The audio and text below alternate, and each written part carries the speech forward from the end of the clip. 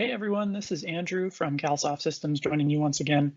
And today I'm going to be very quickly demonstrating the integration that's included between Dynamics 365 Business Central and Power BI. So to begin, we're currently at our role center within Business Central and we're logged in as a business manager. So as you'll see, we're presented with all the important KPIs and key statistics that a business manager is really going to want to be referencing on a day-to-day basis. And if we continue scrolling, what we'll notice is there's a window provided here on the right-hand side for the projection of Power BI reports.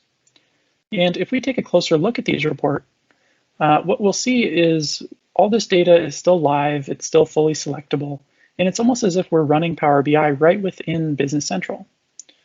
Business Central is able to grab these reports directly from your workspace within the Power BI cloud and make them selectable to project here within Business Central. Being that both of these systems are cloud-based, they're able to communicate with one another very efficiently. So once a report is published to your Power BI Cloud workspace, you can simply select the report by clicking on this drop-down menu, clicking on Select Reports, and you're able to very easily edit this list to enable or disable reports to be projected as you please.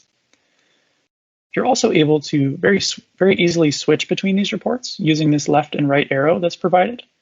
But an important thing to note is you're not just limited to being here on the Role Center page. If we jump into our customers list, for instance, what we'll notice is we're given a window for Power BI reports, just as we were on the Role Center. So you can very easily tie these reports directly to list pages. And if we'd like, we can show this data as a table and reference it that way. But what you'll notice is it's still live, it's still selectable. So you're given very nice user-friendly integration here in order to reference your data. And one more thing that I'd like to touch on is if we jump into our Power BI application, we're now able to create very comprehensive dashboards reflecting our Business Central data.